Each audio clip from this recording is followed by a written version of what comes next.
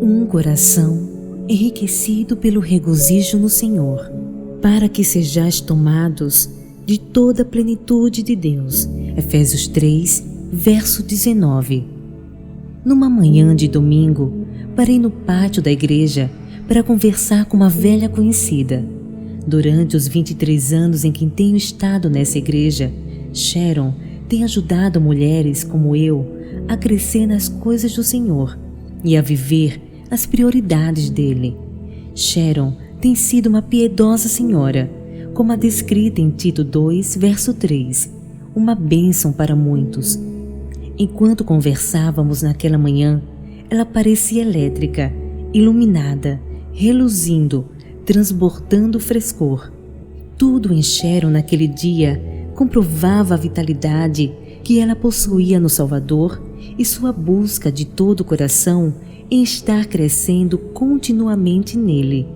Ainda posso ver seu sorriso largo e brilhante e seus olhos luminosos, refletindo sua energia interior. Muito entusiasmada, entremeava involuntariamente suas palavras com gestos e movimentos. Por que ela estava tão entusiasmada?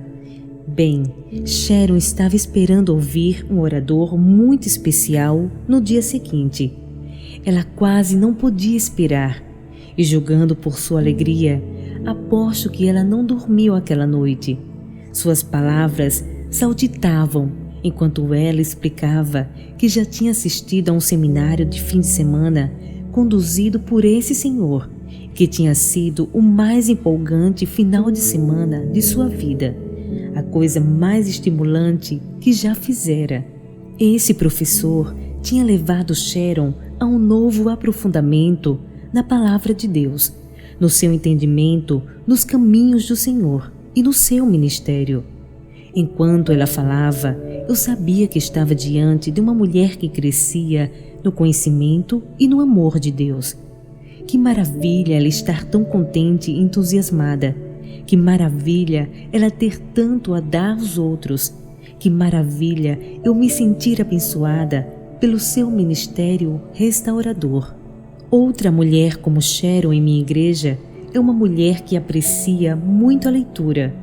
Eu nunca a vi sem que ela estivesse carregando, além da Bíblia, outro livro.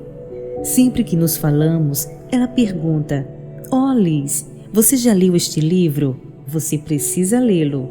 E começamos uma esplêndida conversa sobre suas mais recentes descobertas e sobre por que aquele livro é particularmente tão importante para nós como cristãs.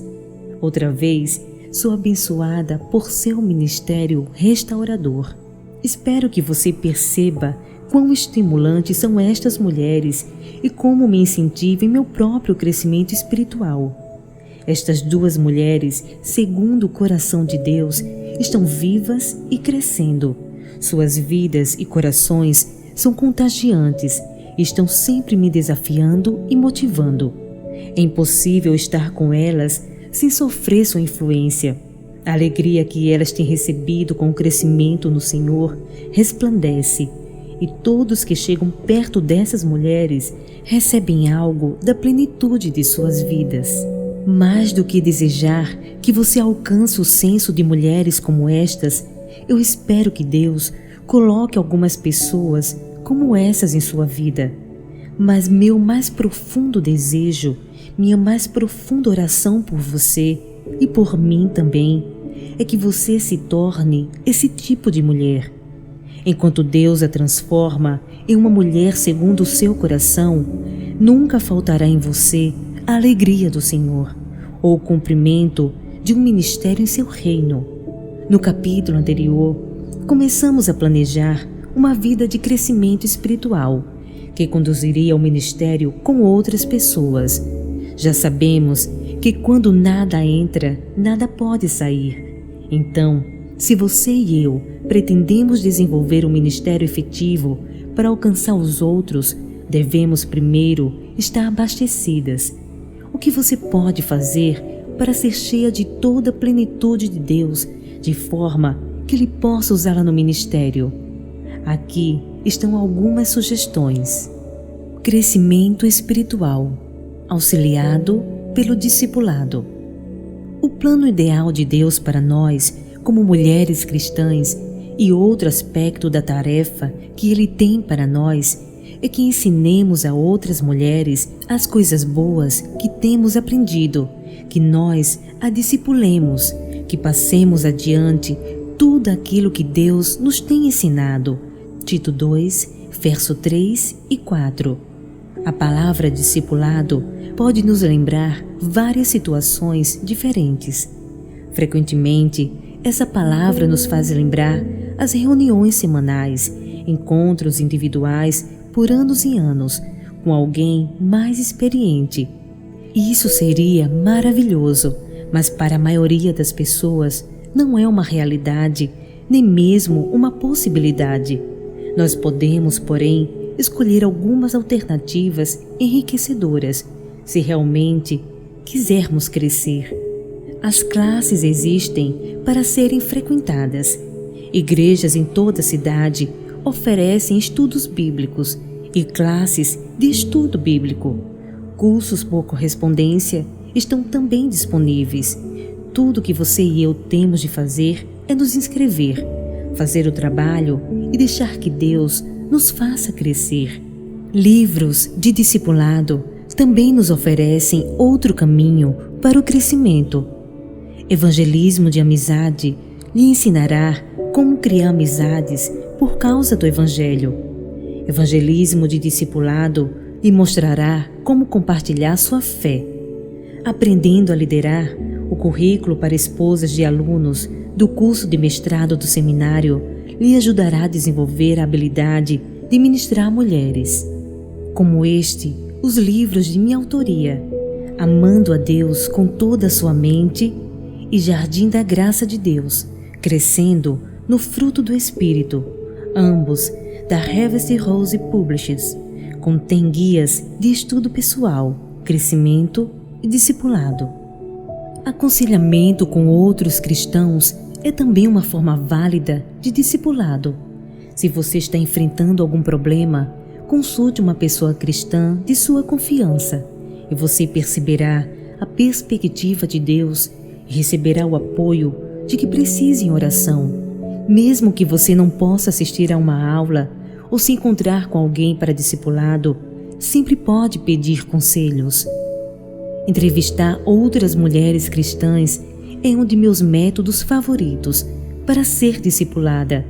Quando Deus enviou uma fiel e experimentada senhora para minha igreja, eu observei sua vida e vi claramente que ela nunca poderia assumir o compromisso de ter uma série de sessões de discipulado comigo. Assim, fiz uma lista com todas as perguntas que gostaria de lhe fazer e marquei uma entrevista com ela. Nós nos encontramos apenas uma vez, mas aquelas 2 horas preciosas que ela me cedeu foram transformadoras. Muito da minha filosofia de ministério e das coisas que eu ensino, incluindo meus 5 arquivos espaçosos, são resultado direto daquele tempo abençoado na presença dessa mulher, absorvendo de sua sabedoria. Observação é outra forma bíblica de crescimento. Afinal de contas, o ouvido que ouve e o olho que vê, o Senhor os fez, tanto um como o outro. Provérbios 20, verso 12. Assim, esteja certa de estar observando, observando e observando. É um grande modo de aprender. De fato, a professora de estudos bíblicos, Caroline Merrill, diz que uma das maneiras de aprender a se submeter, respeitar e apoiar seu marido é observar outras mulheres. Para admirar seu marido, por exemplo, tem uma lista de como outras mulheres demonstram admiração por seus maridos. Observe, aprenda, escreva o que aprendeu e então tente fazer isso você mesma. A leitura tem um papel importante no crescimento espiritual. Claro que o primeiro livro que deve ser lido é a sua Bíblia. Nela, você encontrará um ensino direto de Deus. Além da palavra de Deus, leia os livros que eu tenho mencionado e que foram escritos por outras mulheres cristãs. Elizabeth Elliot, Edith Schaeffer, Anne Ortlund, Carolyn Meirel. Muitas dessas autoras, como também muitas outras, imprimiram para nós seus programas de discipulado, seus conselhos e observações. Quando lemos livros como esses, somos discipuladas. Se você ainda não se convenceu totalmente, considere estes pensamentos sobre o valor da leitura. A senhora Billy Graham disse às suas filhas: leiam sempre e vocês serão educadas. Não se esqueça de enfocar a leitura nas áreas de seus 5 arquivos espaçosos. A chave mais importante para ler com eficácia pode ser resumida em uma palavra: seletividade. Não leia ao acaso, apenas o que se relacione com seus objetivos de vida. Uma característica comum a todas as pessoas eficientes é que são ávidas leitoras. Ler é a melhor forma de adquirir conhecimento, mas só 5% das pessoas que moram nos Estados Unidos compraram ou leram um livro este ano. Se você está pensando, mas eu não tenho tempo para ler, como poderei fazê-lo com todas essas tarefas de Deus para mim? Ou, espera um minuto, livros custam dinheiro. O primeiro passo seria uma séria avaliação de como está levando sua vida. É fácil pensar que você não tem tempo para ler, mas o simples ato de carregar um livro com você por todos os lugares a que for permite que leia vários livros. Eu costumava fixar meu cronômetro e ler apenas 5 minutos por dia, o que também me permitiu ler muitos livros. Quanto ao dinheiro, também é fácil pensar que você não pode comprar livros. Uma opção para muitas pessoas é consultar os livros da biblioteca da igreja, mas você pode ter recursos para construir uma biblioteca inteira sem saber disso. Você sabe que nos Estados Unidos, em média, uma família gasta aproximadamente $30 por mês com televisão a cabo. Que tal usar esses $30 em livros cristãos edificantes que estimulam o crescimento espiritual? Esses programas de televisão serão menos agradáveis que livros que intensificam seu crescimento espiritual. Crescimento espiritual, auxiliado por objetivos. Estou no meio da preparação de um seminário para sábado, sobre fixar e alcançar objetivos. Não é necessário dizer que estou vibrando em falar sobre algo que ajuda a me guiar diariamente. Não consigo imaginar um dia ou uma vida sem objetivos. Para mim, os objetivos me dão um alvo. Quando levanto cada manhã, preparo as flechas que quero lançar para alcançar os objetivos que fixei para aquele dia. Conforme eu atiro as flechas, elas podem oscilar, balançar, mas pelo menos estão sendo dirigidas para algum lugar. A flecha pode não acertar o alvo, errar por pouco ou às vezes ficar muito longe dele, mas pelo menos elas estão indo, eu estou indo, para algum lugar. Da mesma maneira que os objetivos nos ajudam no dia a dia, elas definitivamente nos ajudam em relação ao nosso crescimento espiritual. Objetivos estabelecem alvo. É verdade que se você apontar para o nada, você o acertará sempre. Assim, como mãe de crianças pequenas, apontei para algo. Leio um livro por ano. Perguntei a mim mesma, se eu pudesse ler só um livro este ano, qual seria? Escolhi o At This Family, de Edith Schaeffer. Ler aquele único livro, quando nossas crianças eram pequenas, me ajudou a determinar o rumo que eu queria que nossa família tomasse. Eu o li em pequenos pedaços, lembrando que alguma coisa é melhor que nada. Estabeleci uma meta e a alcancei. E aquele livro que me dispus a ler penetrou fundo em meu coração e em minha vida. Objetivos dão oportunidade para medição específica. Estabelecer objetivos específicos ajuda a se mover na direção em que você quer ir. Assim, quando for estabelecer seus objetivos, afaste-se do incerto. A meta ser uma mulher piedosa ou caminhar com Deus é difícil ser medida. É muito melhor ser específica. Responda a pergunta: o que faz uma mulher piedosa? E deixe que sua resposta lhe dê comportamentos específicos e mensuráveis. Estudo bíblico, tempo de oração, etc. Escreva os passos que você pode dar de fato para alcançar esses comportamentos. Passos de bebê também contam, e marque-os conforme os realiza. Objetivos dão encorajamento. Quando a semana, o mês ou o ano terminam, você pensa sempre: uau, o que foi que eu fiz? Para onde foram esses dias todos? Eu costumava me lamentar ao fim de cada ano, procurando saber o que tinha para mostrar com a passagem do tempo. Mas, quando comecei a determinar metas específicas, mensuráveis e a marcar meu progresso, pude ver exatamente o crescimento que eu havia experimentado, celebrando e agradecendo a Deus por ele.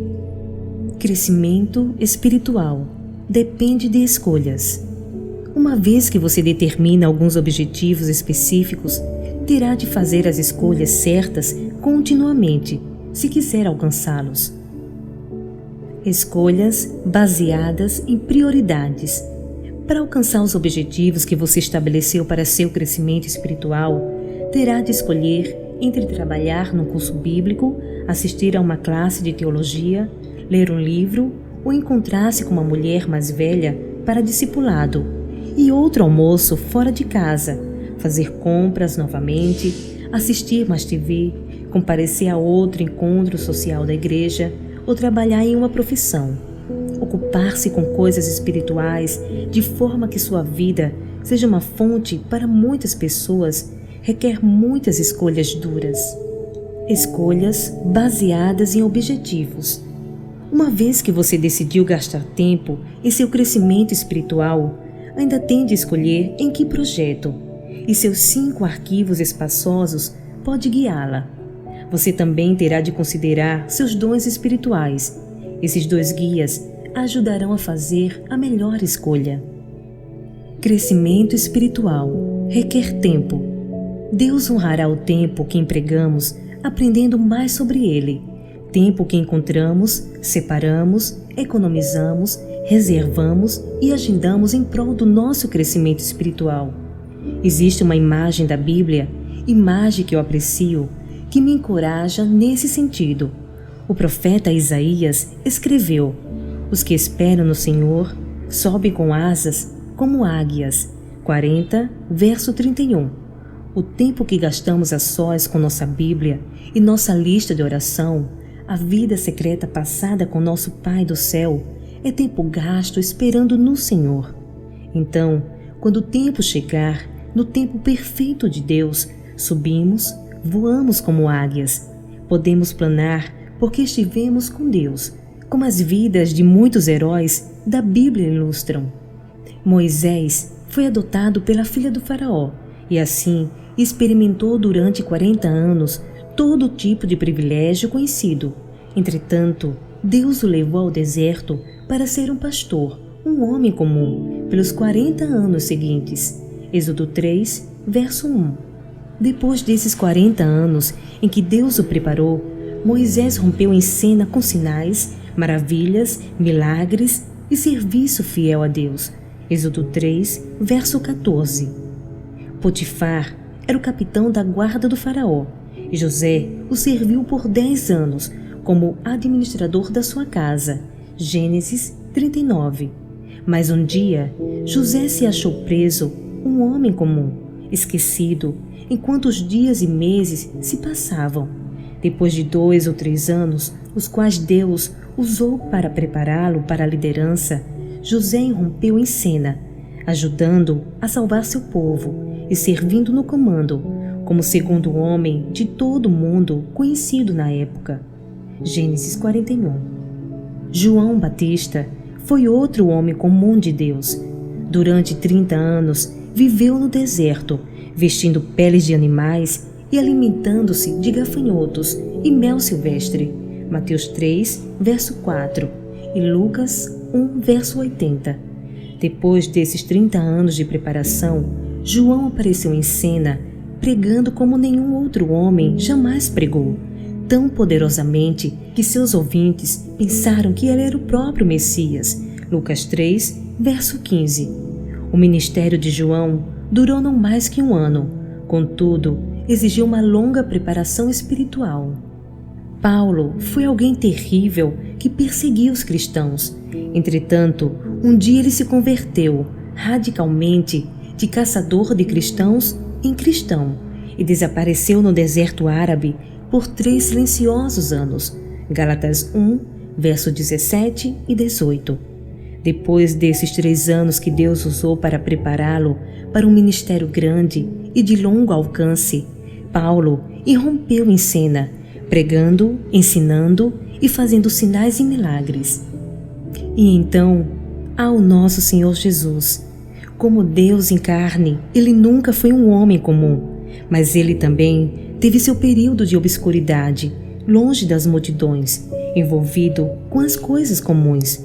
De acordo com o plano de Deus, Jesus passou um tempo, quando criança, com uma família na Galileia, um tempo dentro de uma oficina de carpinteiro e um tempo no deserto por 40 dias de oração e jejum.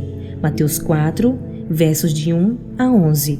Então, um dia Jesus surgiu em cena, exibindo o poder e a glória de Deus em ação. Mas depois de 30 anos de preparação, seu ministério na terra durou apenas 3 curtos anos.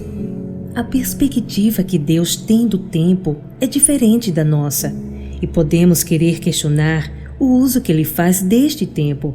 Podemos ser tentadas a pensar que o tempo silencioso, a sós com Deus, não tem tanto valor, que não aparece, não importa e ninguém se preocupa com ele. Afinal de contas, ninguém o vê. Não há glória, luzes ou atenção para essas semanas, meses, anos esperando em Deus. Ninguém nos vê lendo e estudando a poderosa palavra de Deus. Ninguém está presente para nos assistir, memorizando e meditando as verdades transformadoras de Deus. Somente Deus nos vê de joelhos dobrados, lutando em oração. Luta essa que Ele usa para nos preparar para o ministério. Entretanto, como os heróis da Bíblia e como nosso Salvador Jesus, um dia estaremos preparadas. Quando for a hora certa, quando a oportunidade para o ministério se apresentar, nós também subiremos com asas como uma águia, prontas para fazer o trabalho de Deus. Nós somos privilegiadas ao vivenciar o ditado: o sucesso vem quando o preparo e a oportunidade se encontram.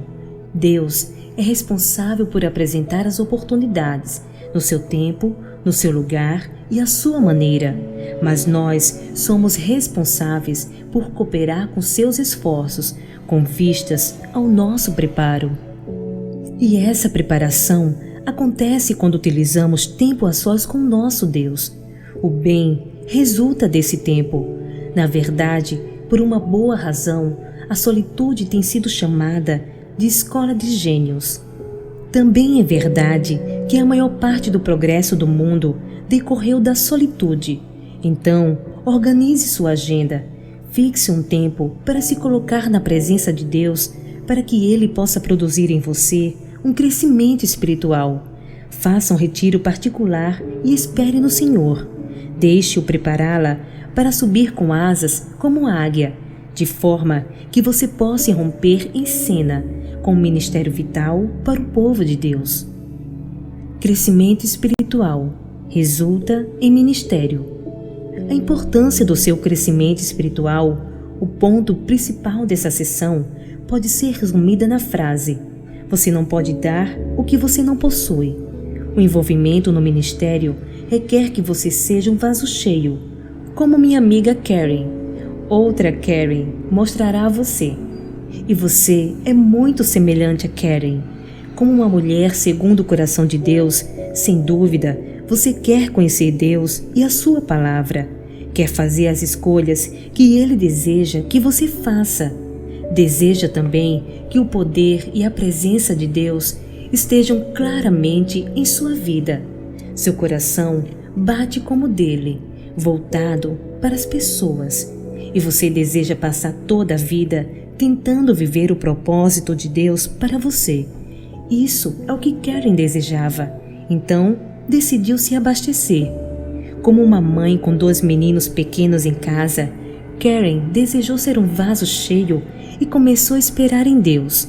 Definiu os assuntos dos seus 5 arquivos espaçosos e começou a ler e ler sobre um de seus arquivos, o desenvolvimento espiritual de crianças. Logo, seu filho mais velho foi para o jardim de infância, durante 3 horas por dia. No fim do ano, quando a professora estava preparando as atividades da formatura, pediu a Karen que apresentasse uma mensagem sobre compartilhar a verdade espiritual com os filhos.